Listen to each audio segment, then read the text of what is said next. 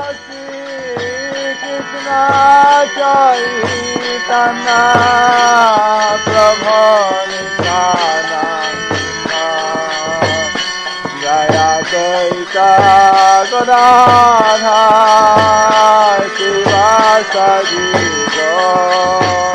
The following is a lecture given by His Holiness Jayapataka Swami on January 8, 1984 in New Orleans, Louisiana.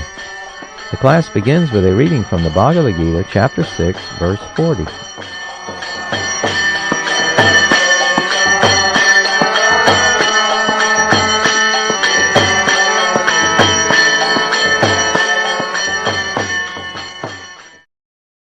But if one does not attain such a perfectional stage, then he loses both materially and spiritually. It is enjoined in the scriptures that one has to suffer the reaction of not executing prescribed duties. Therefore, one who fails to discharge transcendental activities properly becomes subjected to these reactions. The Bhagavatam assures the unsuccessful transcendentalist that there need be no worries. Even though he may be subjected to the reaction of not perfectly executing prescribed duties, he is still not a loser, because auspicious Krishna consciousness is never forgotten. And one so engaged will continue to be so even if he is low-born in the next life. On the other hand, one who simply follows strictly the prescribed duties need not necessarily attain auspicious results if he is lacking in Krishna consciousness. Before I go on, just to give a little background, this is Sankhya Yoga chapter. Krishna described to Arjuna the process of mystic meditation. Arjuna said he wanted to find out what was the truth, wanted to realize the self. Actually, we are a combination of material body, a mind, and the self.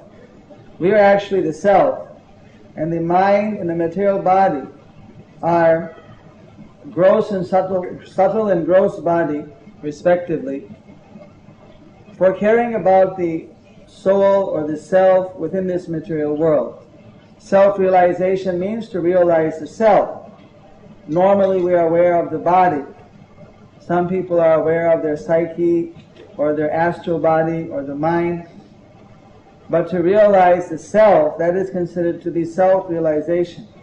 The self is the active principle in the body. So Krishna described various systems of yoga. Yoga means to link up with the Supreme.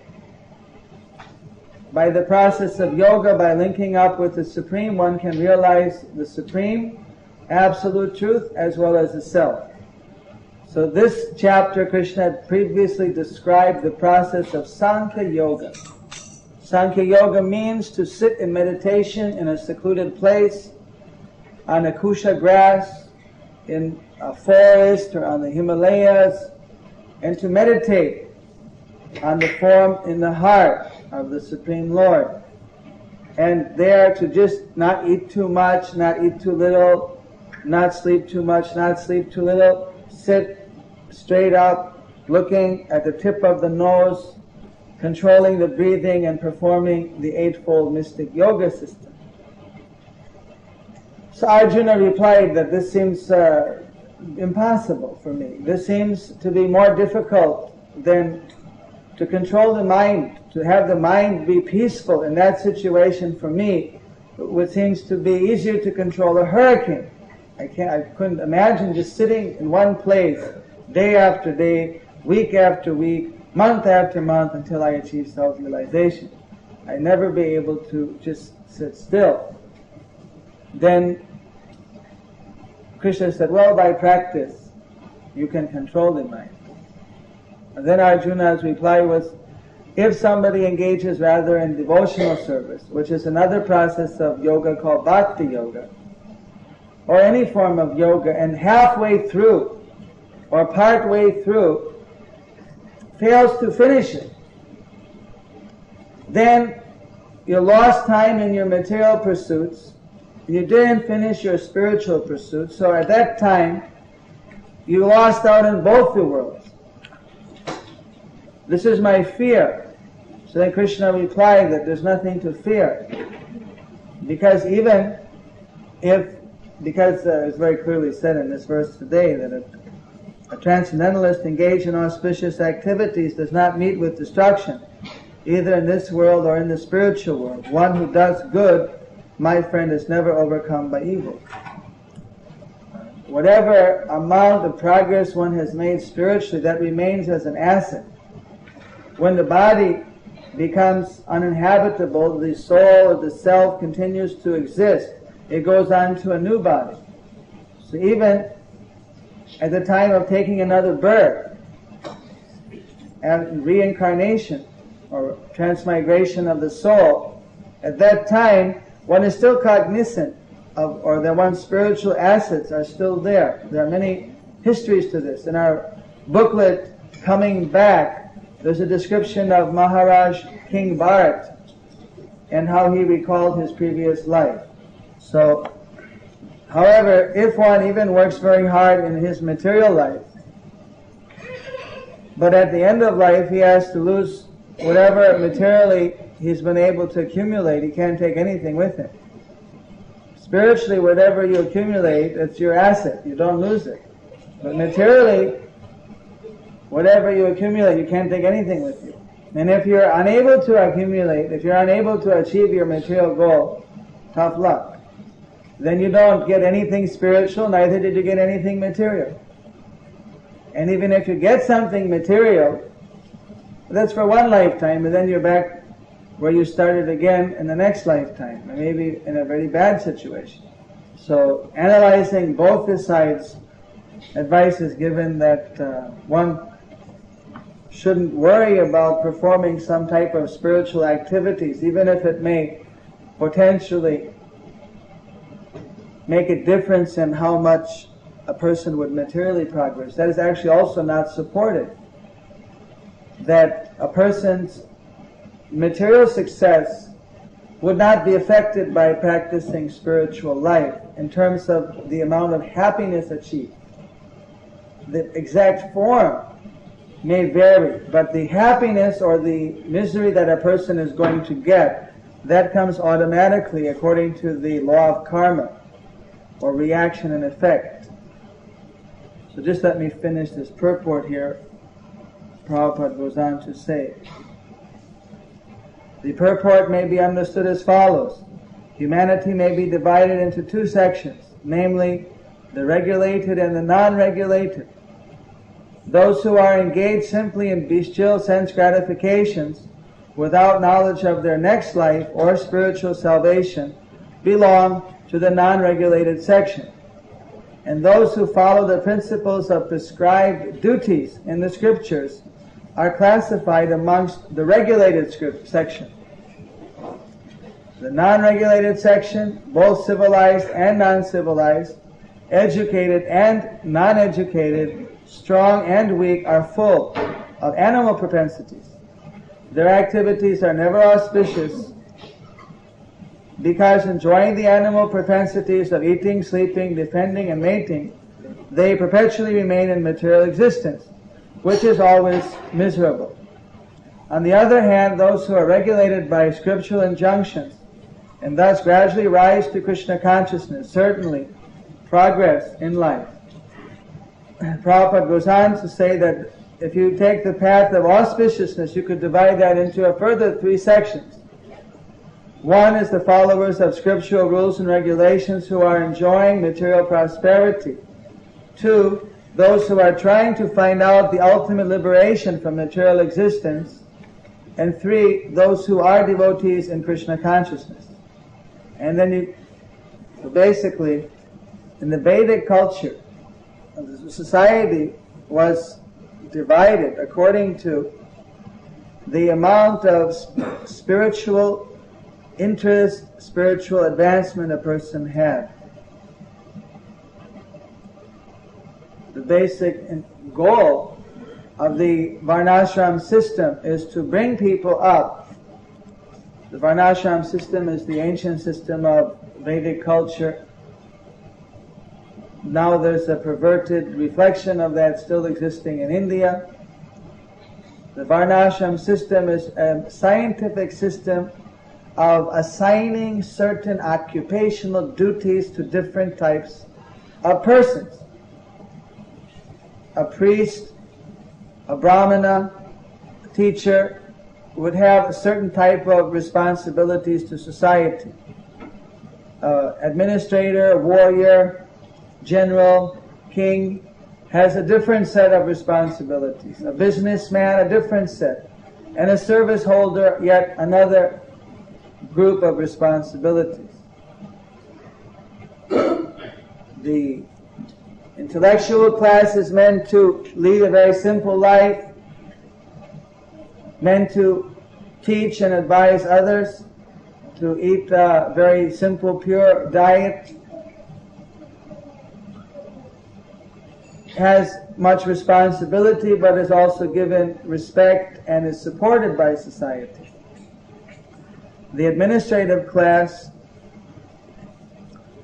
is supposed to protect the citizens from illegal activities, from criminals, from invasions, and so on. They're supposed to regulate the activities or do some sort of administration. They have a different set of rules. They're supposed to take the advice from the spiritual persons. The business community, they're supposed to provide the economic base for the whole nation, the whole world. They have another set of rules. In this way, everyone has got a particular responsibility to society, but the goal of the different occupational duties and of the spiritual stages was to gradually bring one up to the point of God realization, self-realization. The example is just like, for instance, in the Ramayana, written by Valmiki Muni, King Dasarath was visited by, I believe it was Vashishta Muni. And when Vashishta came to his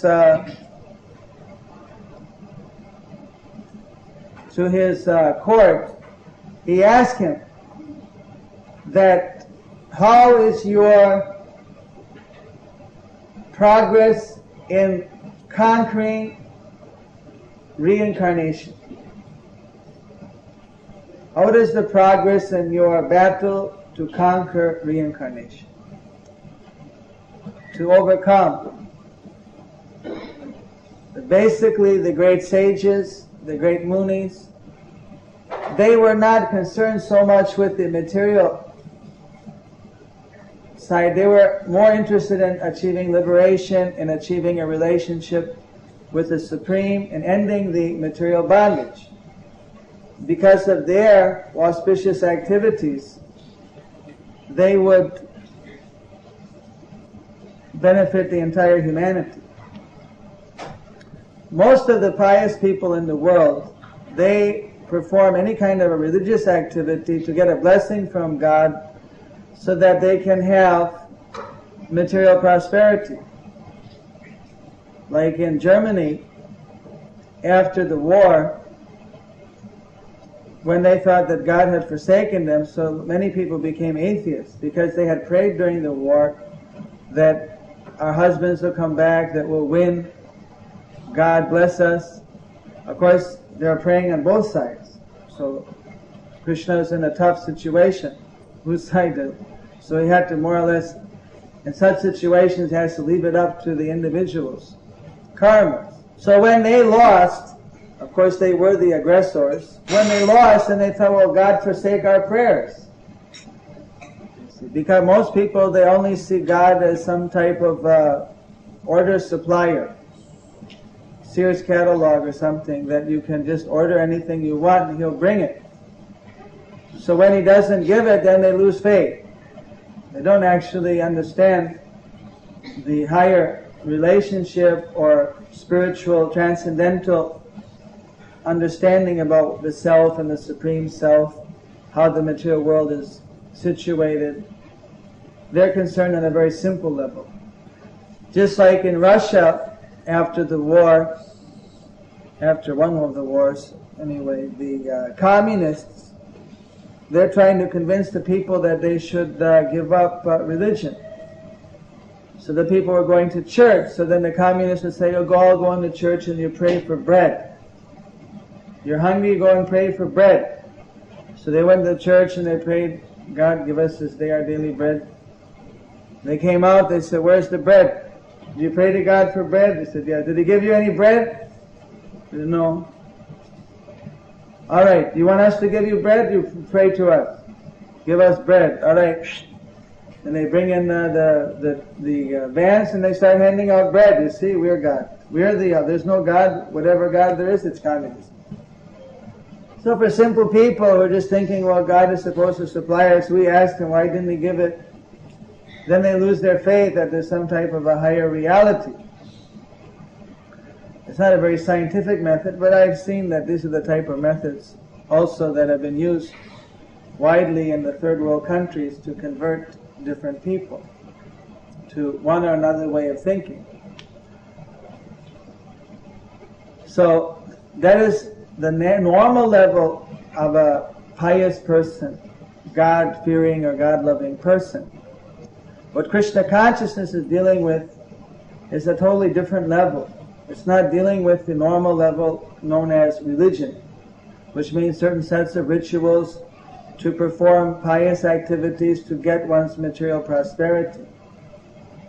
This is a postgraduate course, a postgraduate practice to actually realize who we are, realize who is the Supreme Lord, and ultimately we can also, as this is a byproduct, realize everything as to the relative situation of the material world that we're living in today. So, because Krishna consciousness is dealing with absolute factors, just like the Bhagavad Gita, for instance, it describes that just as a person goes from childhood to youth to old age, Komaram Jovanam Jara Dehantara Praptim Dirastatya Namuyati, just as we change so many bodies within this lifetime, right? There's a small child, becomes a youth, becomes an old man. You might have seen our changing body exhibit at our Rath Yatra festival. At that time, at each stage, the body is different. Modern science says in every 7 years, the body goes through a complete change of cells. So that means that we've already changed cells so many times. That means we've changed bodies. So then how is the individual the same? What is keeping the link? You see, modern science may say it's the genes, the DNA or something else. But the actual continuity is kept because the soul, the person is there within the body. He doesn't change. The body changes, he doesn't change. But when Krishna spoke this, Srila Prabhupada, our founder guru, made the point that Komaram Jovanam Jara, going from youth to childhood to youth to old age, that statement is applicable for everyone. Whether a person is a Christian, or a Jew, or a Muslim, or a Hindu, or an atheist, or agnostic, or whatever, a communist, a capitalist, it's for everyone. Dogs, cats, everyone is changing the body, childhood to youth to old age. What Krishna was speaking 5,000 years ago, there was no Christianity, there was no Islam, there was atheism. That's a permanent factor. There are always some atheists. And there was Vedic culture. Krishna was speaking for absolute, for everyone. It's not just meant for a particular country or a particular person. That's why Lord Chaitanya said that the people who were born in India, because they're very blessed, because these teachings have been revealed, they should realize them and then spread them all over the world. Bharat bhumi te manusya jan mohilo jar janamashartaka kori kori poro upokar. The Prabhupada, he took that responsibility and spread this message around the world. That's why the Indian people appreciate Srila Prabhupada as a kind of a transcendental ambassador. Just when his festival was performed in Vrindavan just a month or two ago, on November 6th, was his disappearance, his Tirubhav Titi. At that time, the Union Minister of the central government of India came down for that function to pay his homages to Srila Prabhupada. Although Krishna appeared in India, but actually at the time when he was speaking, at that time there was only one world government. There was only one world culture. He was speaking in absolute sense for everyone. The Christian can't say, well, this doesn't apply to me. In other words, he was speaking on a different platform, not on the platform of religious rituals or that. Different forms of yoga are there, different form of religious ritual are there. They all fit within certain categories. Even the present day religious rituals that people are performing, they're fitting within the category of performing religious ceremonies to get pious results, to have material prosperity. That's one level. The specific ritual might differ according to a certain heritage or tradition. That's one of the levels. Next level are those people who they don't want material prosperity, they want to follow just to increase their knowledge and purity and in that sense have elevation. Then there are those who actually want to be liberated from the material situation. They want salvation. And then there are those who are directly a devotee of the Lord. They're already liberated. They're already beyond the laws of material nature. This is easy to understand. You take it that the material nature is like an incredible web, like a spider web. It's so intricate that any fly gets into it, he gets stuck. Can't get out. Right? So you take it that the weaver of this material nature, the ultimate creator, the ultimate intelligence behind it, he's a spider. That's Krishna. Right? So if you're a fly, if you're a competitor, then you get tangled up in that material nature and you have to follow its particular laws. But if you're a baby spider, then you can crawl around on it and you don't get entangled. So a person who becomes a devotee of Krishna, someone who becomes connected with him in a intimate, transcendental way, becomes transcendental to the material laws of reaction, the material laws of karma. So when you're already transcendental to those laws, that means you're already considered liberated. So the concept, one person is the fly. He's like the fly stuck. He wants to get out of that entanglement. The devotee, due to the relationship with Krishna, is already transcendental. Jai Sri Sri Radha Radha Krishna.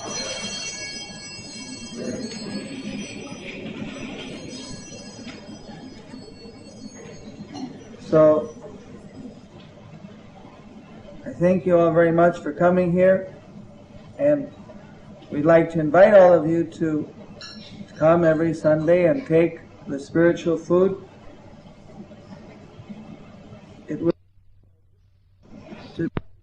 So this is very easy. You don't have to change that particular direction. Look for the happiness for a little while and eating the Krishna food, chanting Hare Krishna, serving Krishna, and if you feel transcendentally happy and satisfied by that, then you can go on and then go into it further. You can go from either direction. You can go first directly into the meditation, and if you feel any change, then you can inquire, what's it all about? Or if you're the kind of person who doesn't want to do anything until you've figured it all out, then you can read our books and study and try to figure it out first, and then if you're convinced that there's something behind it, then you can chant. Both for those who are the more inquisitive seekers of the truth, as well as those who are the committed seekers of happiness. There's the avenue for both. And for those who want both, truth and happiness, then you can chant and read simultaneously. Well, if there's nobody else, then you get... Anyone else? I don't know if it's possible. I would like to try to rectify, if possible, a contradiction in this concerning the position of Christ. One spiritual master claims to be an incarnation of the personality of God. Another claims him to be a beautiful spiritual master of God. He can't be both. There are 5 different types of principal categories of incarnations or avatars. There's the Yuga avatar, Guna avatar, Lila avatar. Then there's the Shaktavesh avatar. The Shaktavesh avatar means the other avatars are directly the Lord Himself coming down into the world out of His own power. There are 2 kinds of individuals, 2 kinds of souls. There's the Supreme Self, who is independent, who is unlimited, and there's a limited individual soul. We all fit in that category.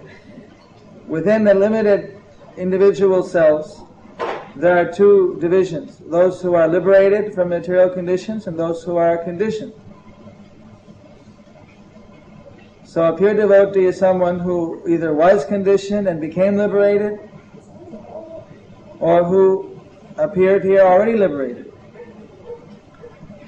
As a pure devotee, that person already would have the power of Krishna behind him, with him, but normally they wouldn't be called a Shaktavesh avatar or an empowered. Shakti means power. Avesh means empowered, an empowered incarnation. That Krishna, He may empower an individual soul with His own power.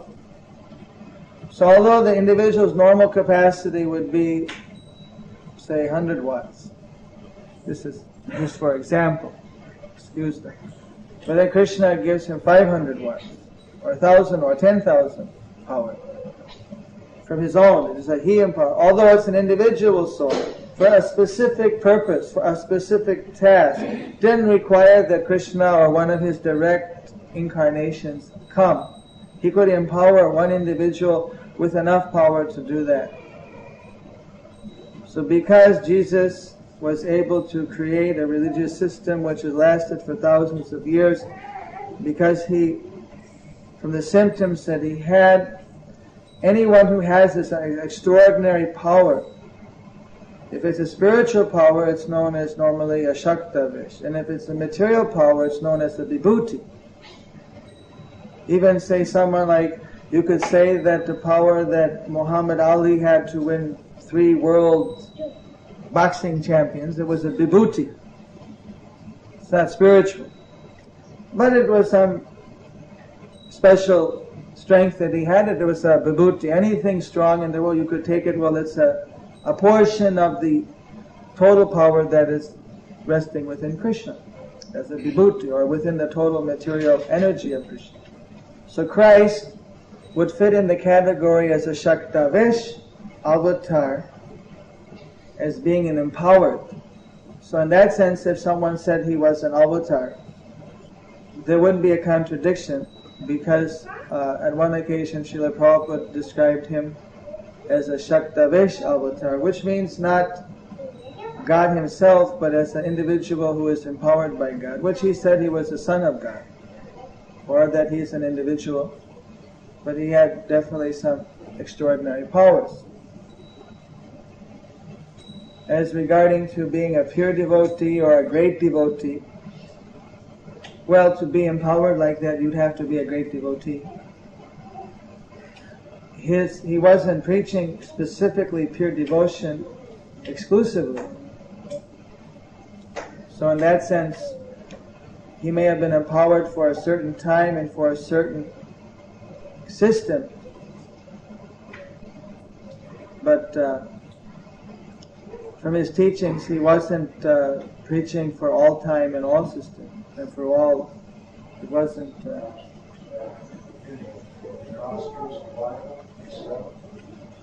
I don't want to bring in the controversies of that.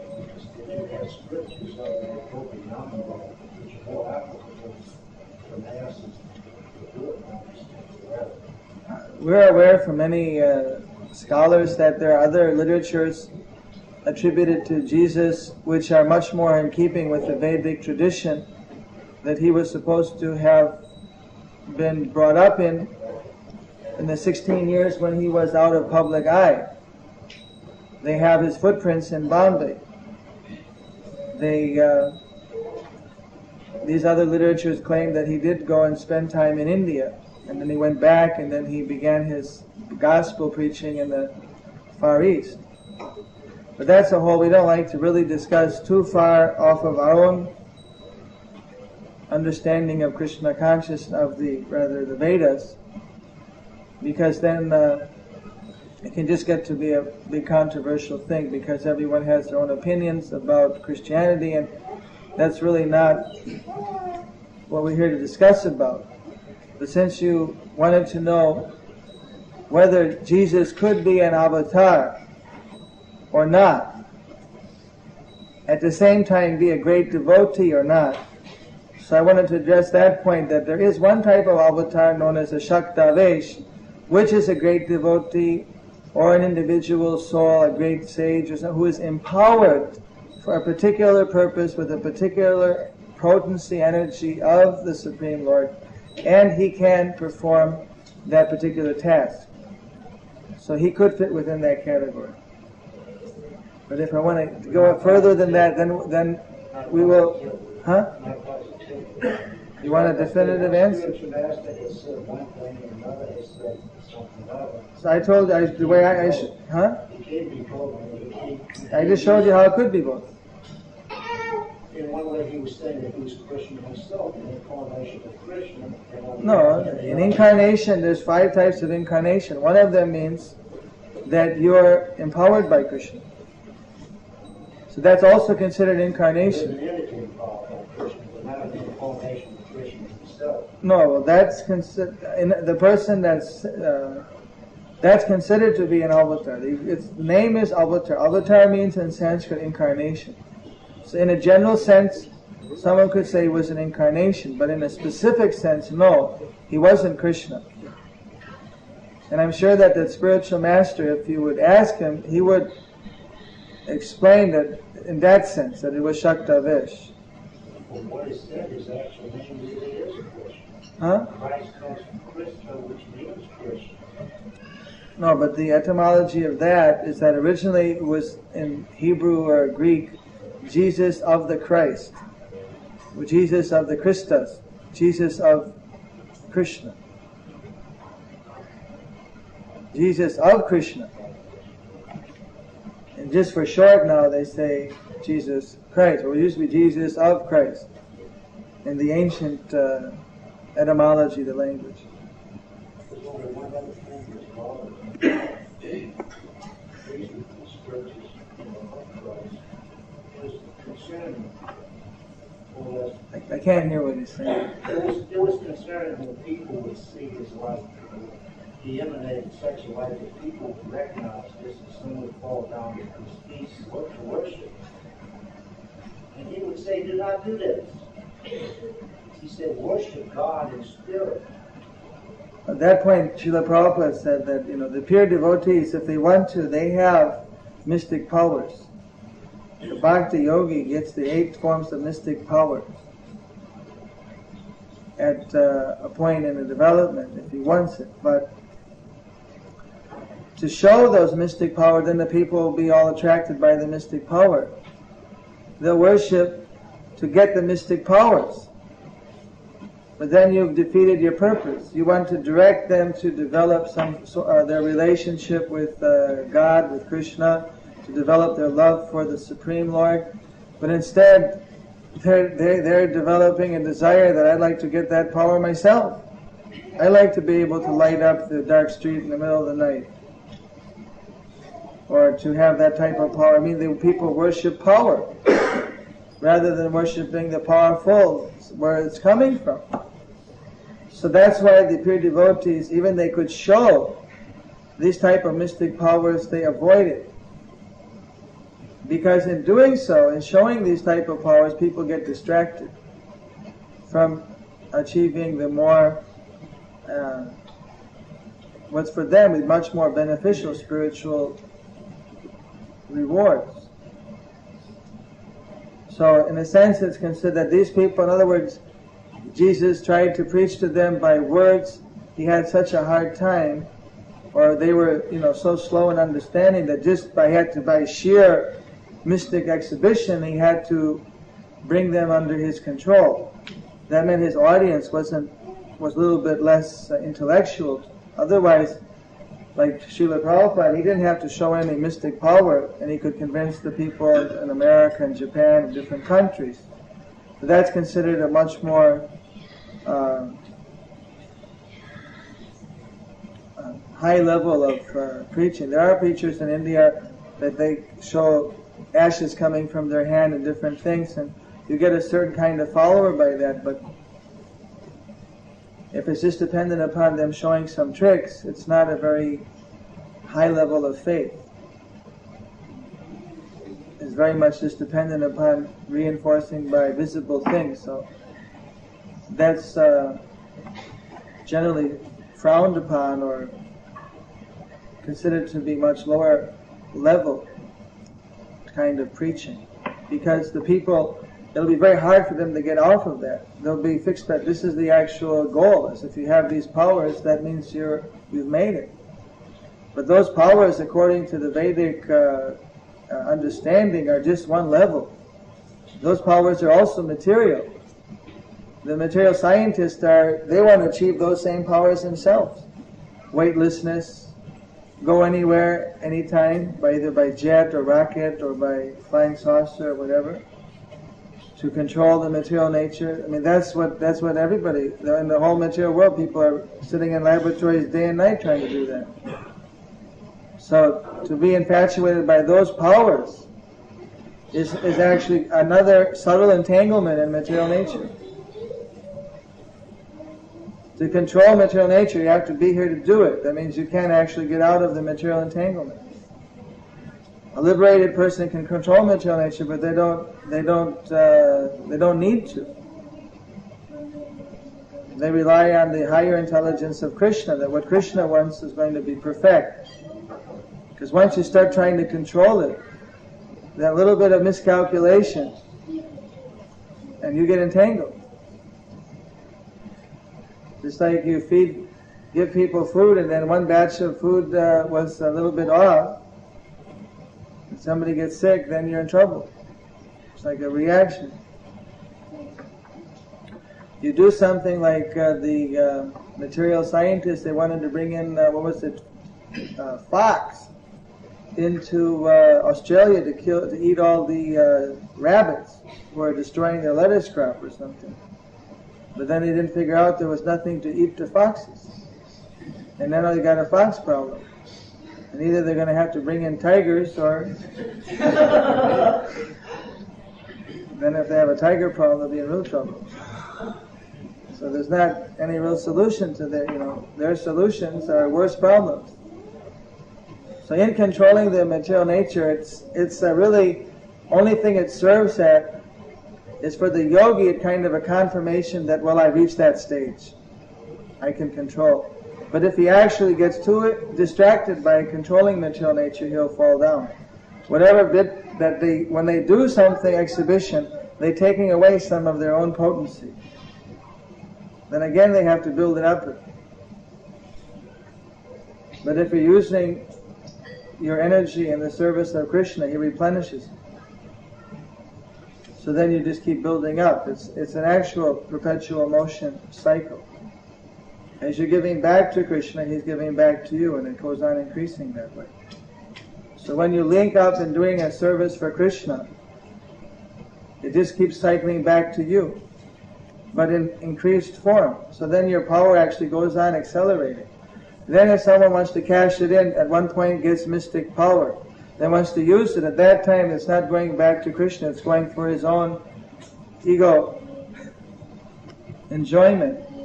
Then he starts draining out on his power. If he does something that harms other people for any reason, then he's in big trouble. But in some cases, even great Krishna conscious preachers like Narada Muni, they had to exhibit some mystic power just to... If you're dealing with a rowdy audience, and they just don't want to listen, and you're telling them all kind of good instructions, and they just don't have a brain to hear, then at one point they show some supernatural thing. I can't do that. He can do it. Well, he must be good. But then it's like the last straw. When you have to do that, it means that. So, I'll let you take your prasadam now. If there are any questions, then you can see me. I'll be for a little bit, for say up till 8. Thank you very much. Well, an angel, known as Narada Muni, was one of his devotees from the spiritual world, and then to initiate him in how to actually become, how to reach him, how to reach God, how to see God, and just assist him. So he gave him some mantras, a prayer. Om Namo Bhagavate Vasudevaya. I offer my respectful obeisances unto the Supreme Person, who is the possessor of all transcendent, of all qualities in the maximum proportion, in the total qualities rather. So he started to worship, chanting this mantra, meditating, and after 5 months he was able to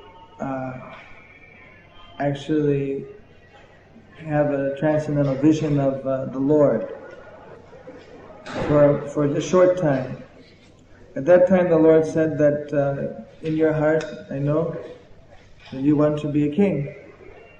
You were seeking me because you're angry because your father rejected you, and you wanted to show him that he can't reject you. It was your ego as a prince. You were wanting to find me. So I'm blessing you. You can become a king over this area for this period of time. And he said, but now that I've had a vision of you, I don't want to be a king. What would be a king after I've wanted broken glass and I've got diamonds? Now I want to remain somehow in your association. I want to remain in your service. And so he said, no, you do this as a service. The blessing of spiritual advancement, that desire itself, the person laments, why did I desire that thing? Now I'm stuck with this material situation. So actually, when the devotees are praying Hare Krishna, they're offering it, that's a prayer. But what they're doing is that, say you want to make an offering to God, so that some people might offer gold, some people might offer service, some people might offer so many different things. Well, the vibration of God's name on the absolute platform is not different from God. A material name Like in English this is book, in Spanish this is libro, in Bengali it's called boy, in Hindi it's called kitab. There's so many words. So the material vibration, that's a word that signifies some object, is different from the object. If I'm thirsty and I yell water, water, water, unless somebody compassionate comes up to me and hands me a glass of water, it's not going to quench my thirst. Because the name and the vibration and the name and the object are different. But in the absolute platform, because there's the oneness, when you get to the platform of God, the platform of absolute, there's no differentiation. There's no differentiation in terms of the spiritual essential quality. So the name, which only indicates the Supreme Being, is not different from the Supreme Being Himself. There's not any difference in potential potency. So what could be a greater offering than offering the Lord Himself? When you're chanting the name, just like the Lord's Prayer says, O Lord our Father, hallowed be Thy name. If you read the Psalms, in the Old Testament, there's verse after verse glorifying the name of God. Throughout the Bible, there's verses glorifying the name. The rabbis used to chant the name of God, but they wouldn't allow the ordinary, what do you call them? The people, the congregation, the laymen. They wouldn't allow them to chant these names. It wasn't spoken out loud to a layman. It was a guarded secret, because they said that the name of God was so holy that if you were to say it, that you would possibly be damned. Don't say the name in vain. So the word God is a title. It means the controller, the creator. It's not like prime minister or president. It's not his personal name, or it's not it's just, of course, in one sense, God doesn't have a name. In another sense, He has unlimited names. You can't limit God to one name. You can't limit Him to one concept. But there are some names, like the word Krishna is a Sanskrit name. If you go into the definition of it, there is no one else who fits that definition except for God. So there are some words, like if you say the Supreme Lord who is one without a second, well then that would definitely indicate one individual. But if you would say the controller, well, there's a lot of controller. The controller of New Orleans is Morial, the mayor. Controller of the state is somebody else. Controller of USA is you can find so many controller of the universe. There may be someone in charge of this universe. But then if you say the supreme controller, and then there's also the definition supreme. How many? You see, supreme controller of what? Of the universe. So that the supreme absolute controller, of which there's no one over Him. Then you're going to, in this way. So the Christians, they have of course, when I certainly believe that when they pray God, they indicating the supreme controller, the one where there's nobody above Him, the ultimate. But there are a lot of subordinates, which they might not be aware of. So the actual thing is that if a person's wants to follow Christ, where is there the contradiction in chanting the names of God? And it just happens that Krishna is in Sanskrit. If you want to chant the name in Greek or Hebrew, or God is also, my Lord, my God, that's in English. Now we may choose to chant the name in Sanskrit because it's the original language, and it's a language is filled with tremendous potential for glorifying God, as well as for discussing spiritual topics, and it has a broad, like there's a collection of 1,000 names of God. Different names that don't indicate anyone else but God. And by meditating on these different names, that's also a form of prayer. So it's done as an offering, that I'm offering this to you for your pleasure. I don't want anything in return. Or someone might offer it for something in return. There are those also that will chant the name of God so many times, just like someone chanting Hail Mary on the rosary, and then they do that because they want to have their son or daughter get cured from leukemia or something. People may do that. But the higher offering is if you're doing it as an offering, and you leave it, or even if you have a desire, you leave it unspoken. No condition. I'm giving this to you unconditionally. You do what you think is best. So actually what the Krishna conscious, for those people who are interested in the religious aspect of it, or that actually this is like a postgraduate course, even for Christians. How to develop love for God. The systems here, you'll find, if you look, you'll find that we're not presenting something altogether new. We couldn't claim that. It's in the Bible. But people don't practice it. People don't understand it. Because that discipline hadn't been handed down or hadn't been promoted very much for whatever reason. But the essence of it is mentioned there.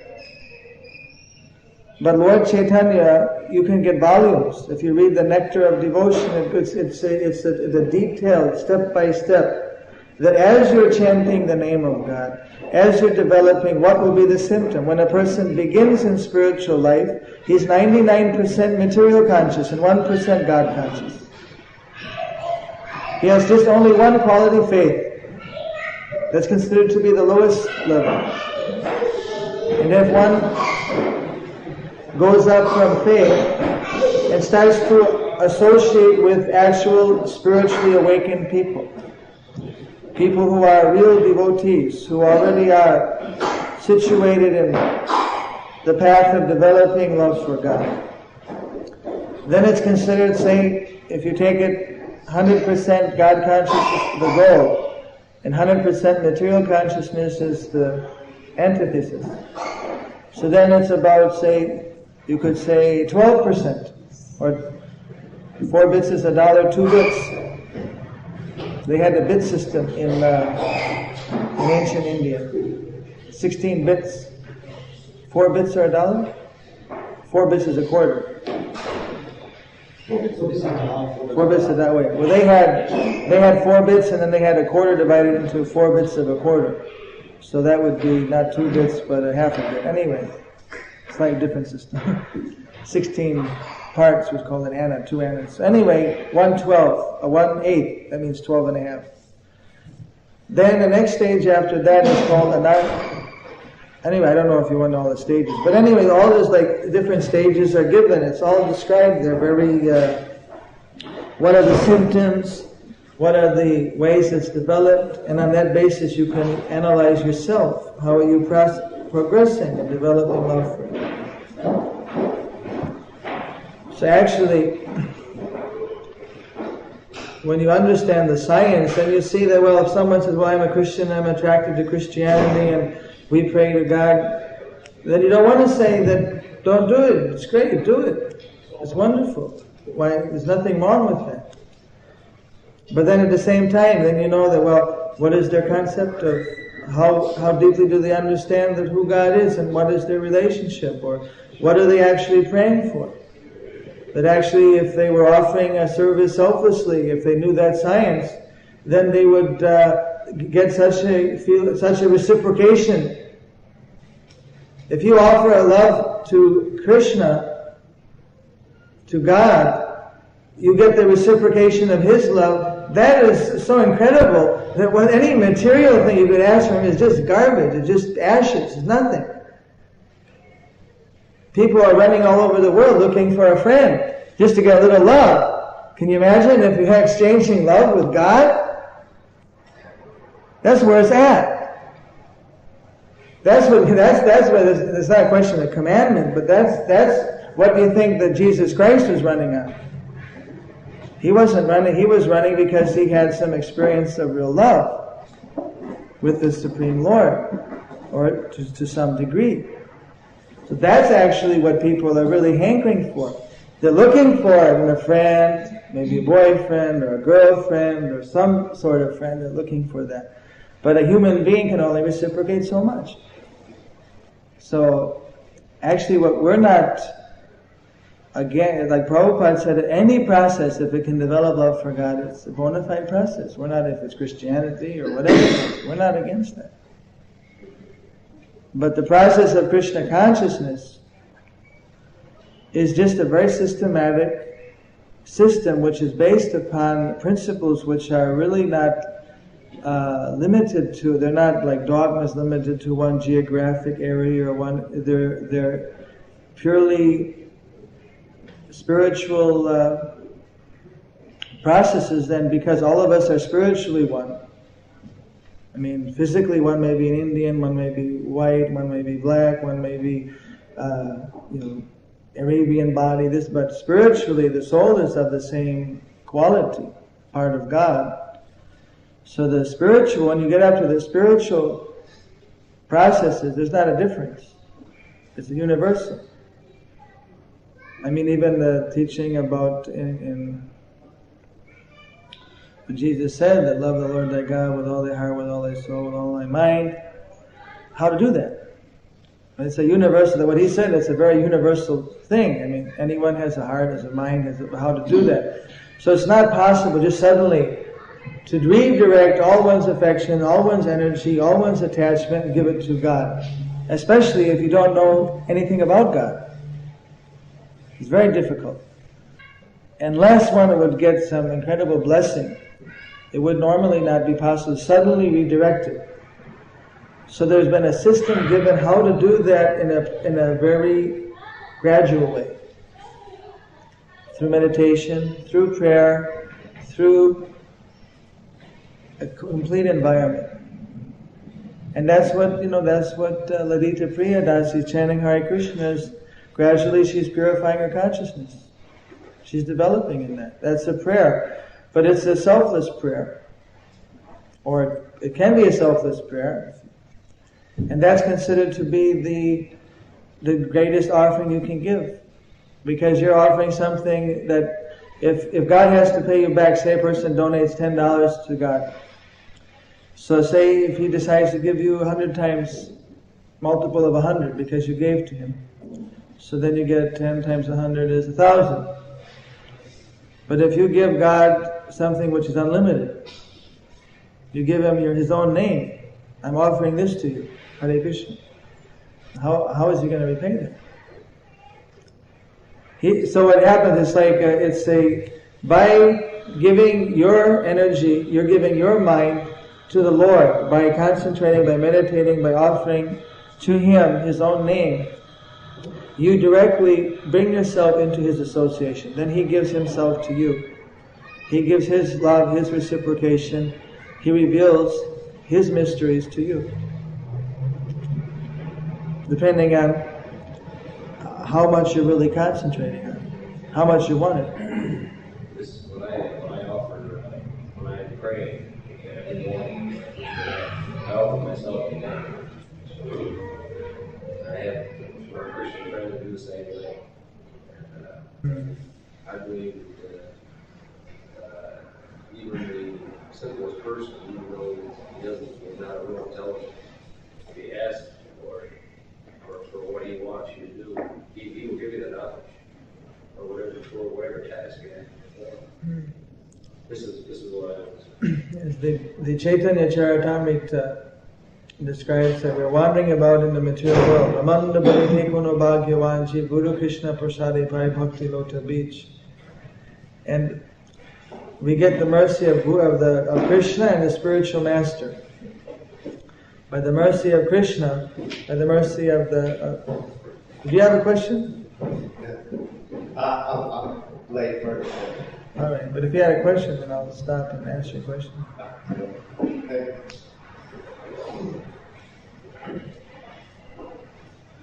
That by the mercy of the Supreme Lord, one gets the mercy of... By the mercy of the Supreme Lord, He leads one to a spiritual master. who's already in touch with the Supreme Lord. And that spiritual master knows how to engage that individual in the service of God, of the Supreme Lord, so that that person can return back to the Supreme Lord. Because in the initial stage, if you leave it, the danger is that the Lord may, from within, give some instruction, but our receiver is not so pure. We can get it messed up. We can get a lot of static from our mind, and we can a lot of times just concoct something mentally, and we may think, well, it's a religious experience. It's the voice of God. It might just be our own mental speculation. It might not really be what He wants. It may be dictated or affected by our own lust, or our own greed, or our own desire. That's the problem. So that's why we need a spiritual master, and the Lord helps us to lead us to the spiritual master. Then if we follow His instruction, we may get some idea that God wants me to do this, Krishna wants me to do this, and we go to the spiritual master and He'll confirm that, yes, this is an inspired idea, or no, it's some idea which is not going to be beneficial for you. And in this way, through the help of the spiritual master, then one is able to achieve complete perfection. So your coming here may also be definitely part of Krishna's desire. It's up to you to take every opportunity, every situation, try to use it to the best of your ability to help you advance in your spiritual life. Did you get the prasad downstairs? You got the meal? Are they saving for it? Maybe you should see before. Is there anything left? There's some olive oil juice left. So great. Better get him something before it's all done. You're You're from New Mexico, isn't it? Yeah. You were here before? Bill? Or Dave? What's your name? John. John. You're Dave. Sure. Yeah, so I was going to ask you, how does a person increase their preaching better, increase my ability to preach if I am New Mexico? What's your report from New Mexico? John? I think I did some good service for you. I've been using the radio. You have a short wave? No, just AM. yeah. You know, I was here last time. We were talking a lot about George Harrison and his work with Krishna consciousness, Lord, that record. So every week or so I have them broadcast forward into the airway. As a service before you.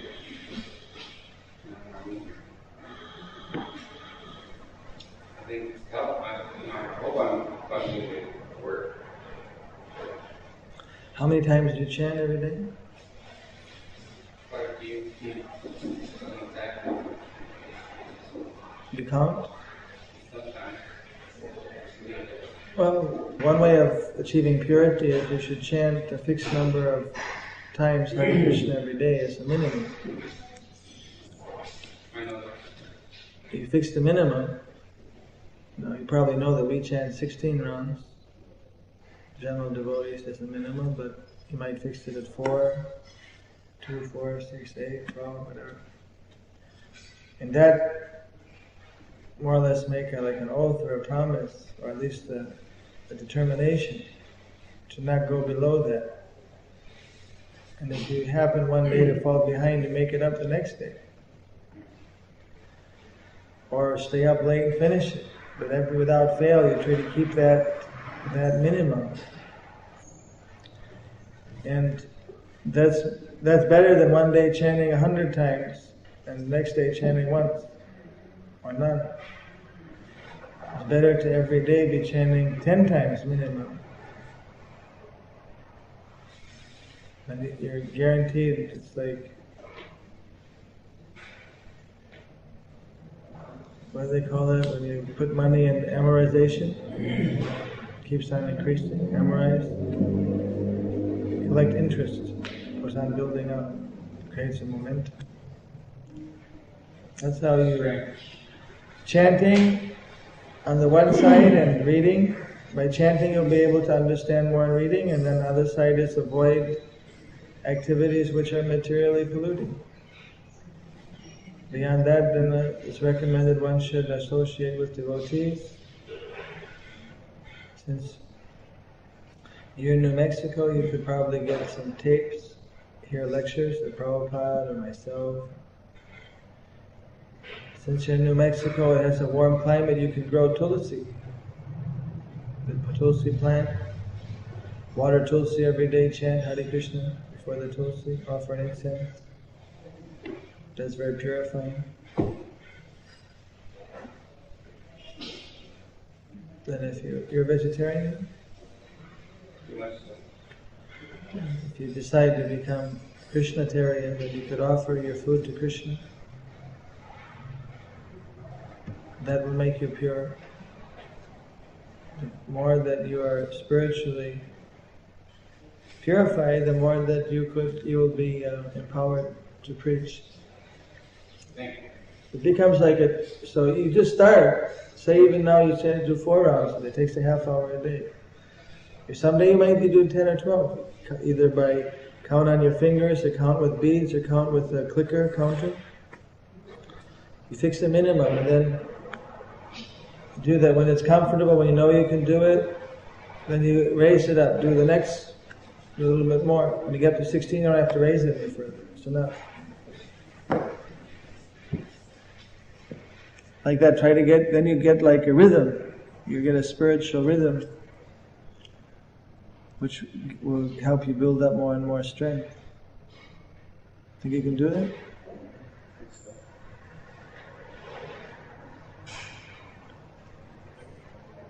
She had her hand up first, then you. As a servant, since Krishna gives you a desire, and sometimes according to your desire you suffer the consequences of that desire. What is the best way to control the desires?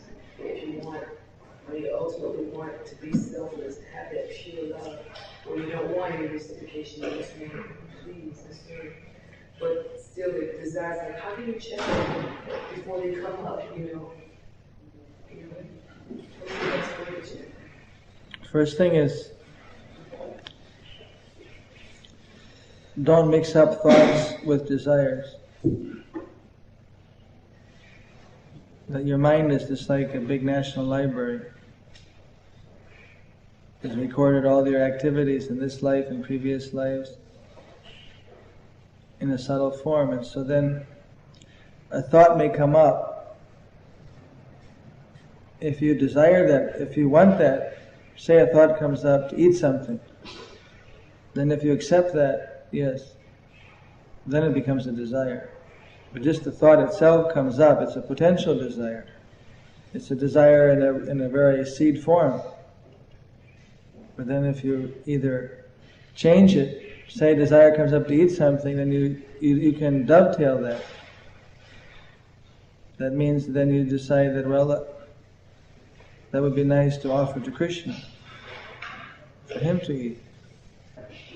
Maybe there'll be some prasad left. Maybe the thought comes to go somewhere, then it'd be nice to go somewhere to preach or something like that. You can dovetail the thought, or you can just reject it as being not Krishna conscious.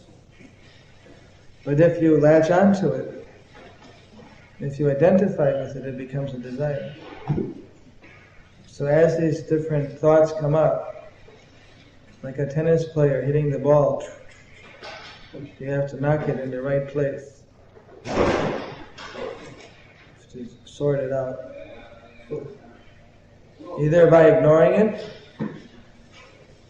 that there's nothing to do with Krishna consciousness, or by dovetailing it, seeing how that idea could be used as a service for Krishna, or by, if it's a strong thought, by philosophically preaching to yourself and rejecting it.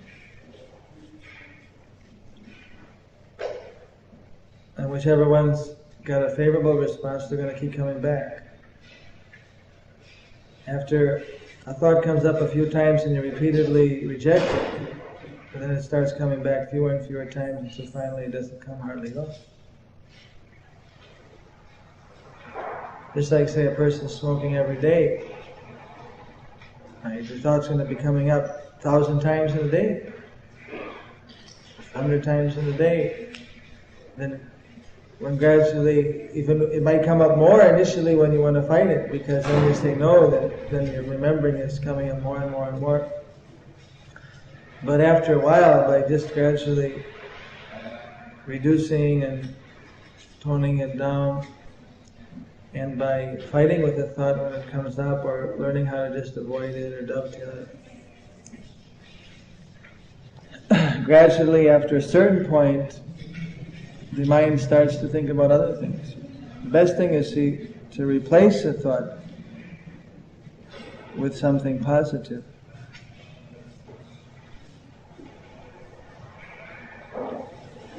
So that's where chanting Hare Krishna comes in. Some other useless thought comes, we want to reject it. If we just leave the mind blank, it'll come right back in again. So then we try to concentrate on Krishna or on our service. So this when some other disturbing thought comes, we can kick it out and then bring back in Krishna. So then gradually that recurrence of thought reduces till finally the person doesn't even think about it. And I'm sure there are many devotees in the Krishna conscious movement who maybe used to smoke cigarettes many packs a day, but they don't think about smoking a cigarette. In 1 year they don't think one time about it.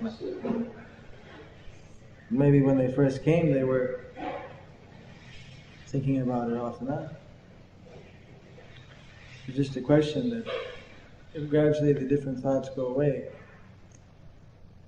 as you purify the consciousness and practice thinking about Krishna. The basic... So you had a question? Is that alright? I asked if I could speak to you for a minute, and you walked along and you got into a conversation with another gentleman. Where's that?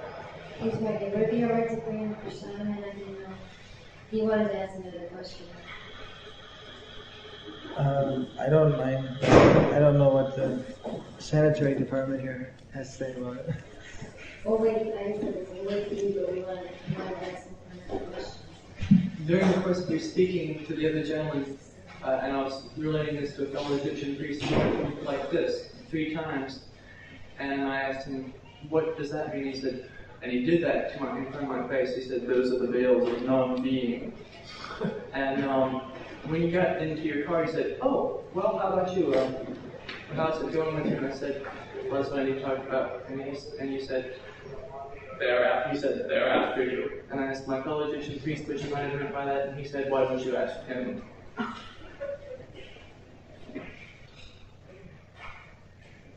Is that something, would it be, or is that something you'd rather answer privately, or you don't remember? At that time you said, how did you know? Excuse me? That time you told me, how did you know? How did I know what? You told me, how did you know they were after you? No, I said, or something. That's what I need to speak to you about, because you are one of the few who know. I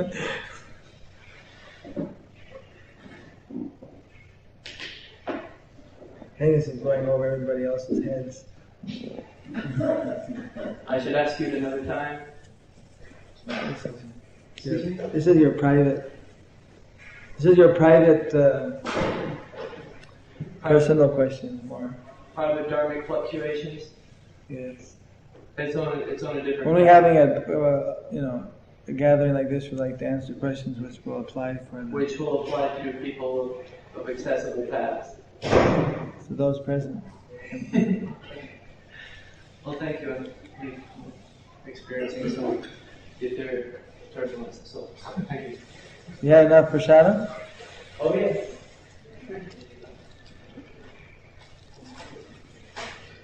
As a rule, as a class wants to state that when one is meditating upon the deities, that one should meditate on the feet of the deity, rather than whole body of the deity, due to one's advancement.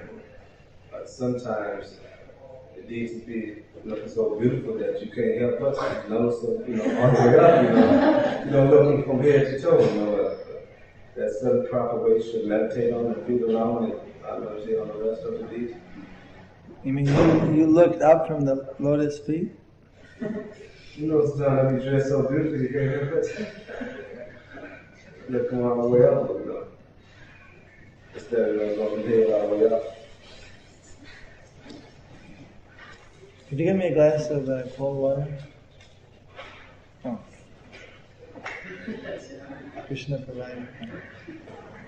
Anything in a circle is perfect. So if you look first at the lotus feet of the Lord, and then gradually look up, and after you looking up at the lotus face, you go back down to the feet. And that's all right. But just that it's not considered very humble to just go right up and look right at the face. It's considered humble to look at the lotus feet first. So that's the better, less intrusive. But if you do it in the round form, it's mentioned in the first canto of Bhagavatam, whatever's done in the round is perfect. Round is a circle. You start at the lotus feet, look at the knees, look at the waist, look at the chest, look at the neck, look at the lotus mouth, look at the eyes, and then look again at the lotus feet. Do you have a question?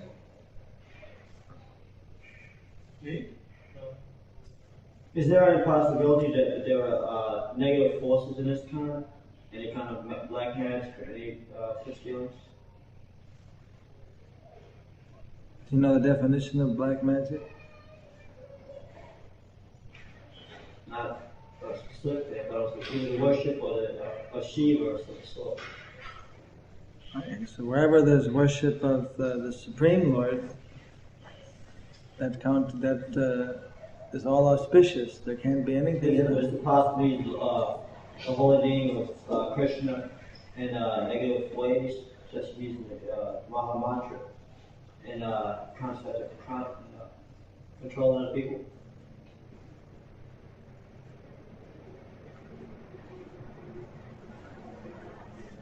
Because Krishna, he doesn't give any benedictions which would be detrimental to his devotees. If a devotee wanted to use that power to misuse that power upon others, that would cause the self-destruction of that person by the laws of nature, laws of karma. So Krishna wouldn't give such a benediction. That's why people who want that type of power worship Lord Shiva, because Shiva doesn't differentiate the intention of the person, good or bad, whether it'll be good for the person in the long run or not. Doesn't differentiate, doesn't distinguish that. That's why traditionally they go to Shiva, they go to Durga, because the demigods, they give their devotees, some of the demigods give the devotee without considering whether it's going to be good or bad for that devotee. Well, Krishna, being all-knowing, he's not going to, just like if a little girl there asks, give me a knife, I want to play with it, the father's not going to give a knife for the baby to play with. You get cut up. Give me a little razor blade, I want to play with it. Father would never do it. So the Supreme Lord, who everyone is actually the eternal child, the part and parcel, is not going to give something as a personal benediction if it's going to cause a destruction. If a person wants to take it in the ordinary course of events, that's a separate thing, but directly as a special gift, as a boon, as a wish fulfilled directly by the Lord, he's not going to give something which is going to be destructive. That would be That would be counterproductive. That's why the people who are interested in destructive powers don't worship the Supreme Lord, because in most cases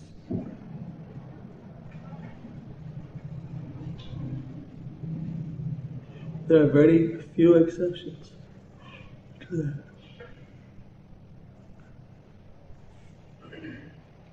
We were wondering, how do you know when you're in direct communication? Well, that's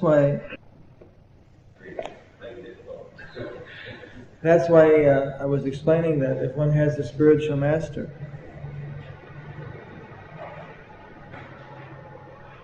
that's why the system of disciplic succession, that there's Krishna and his disciple, God, disciple, spiritual master, disciple. So through that disciplic succession, there is a connection.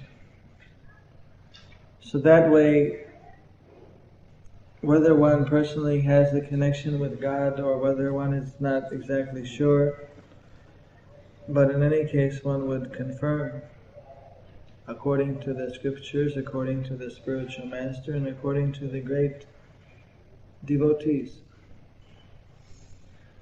Because the danger is that one wouldn't want to make a mistake on the assumption that I'm in connection and do something whimsical or independent. So to be secure, to be safe, then one does everything, even if one feels very strongly about it. Even if one maybe feel dead sure that this is inspired, but as a check and balance, if nothing else to show an example for others, one would go to the spiritual master, would confirm it with the scriptures. Because the scriptures are subject to interpretation, therefore the spiritual master is able to tell what the exact interpretation of that particular passage in the scriptures means, whether it applies or not. If a person just uses the scripture, there's also room for misinterpretation. You can kind of stretch out a few different meanings.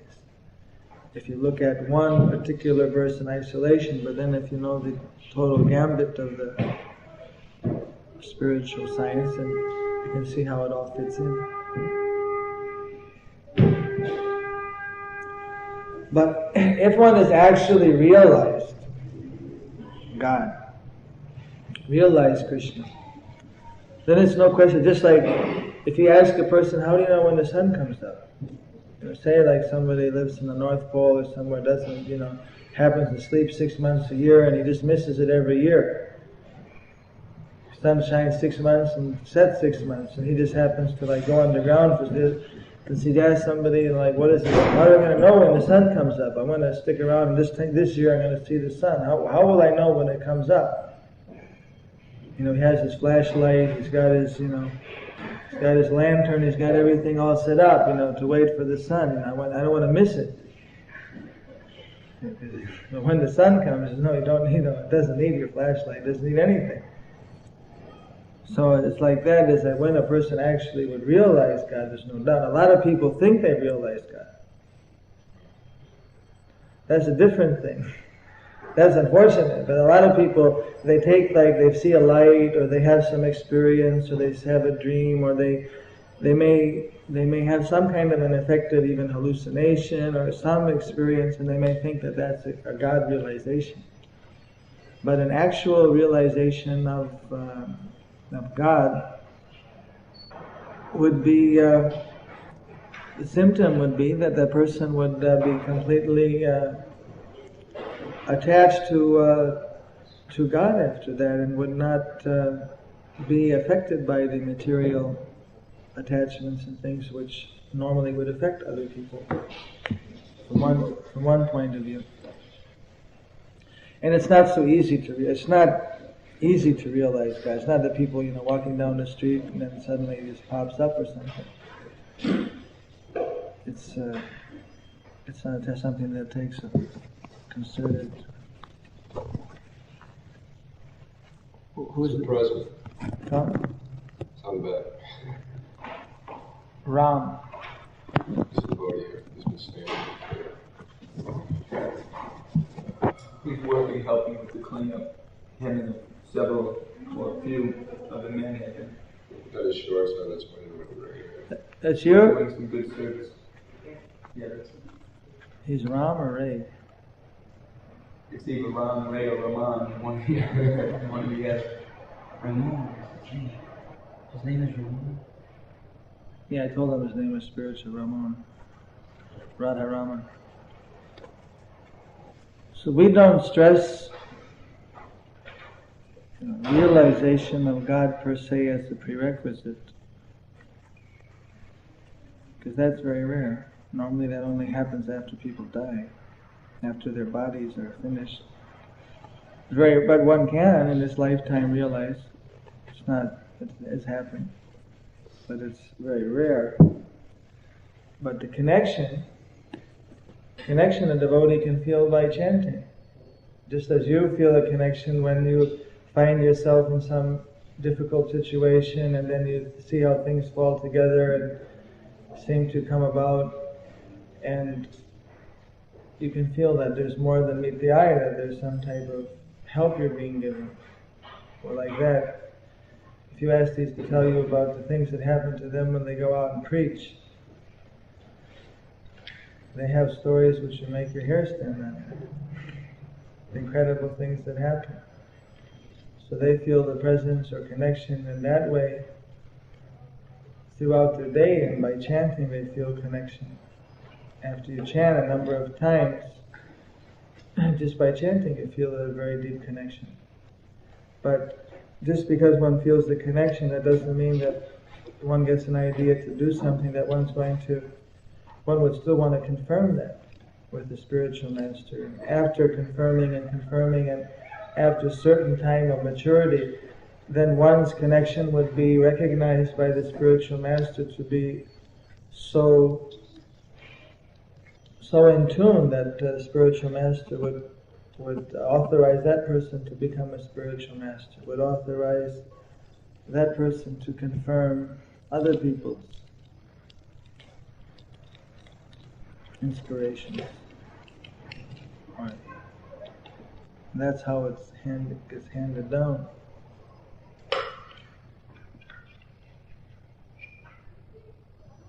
Originally, Jesus had disciples, and they had disciples, but I don't know what happened. I know that in India, when St. Thomas came, part of India, he had disciples. That system was there, but then what happened afterwards, I don't know.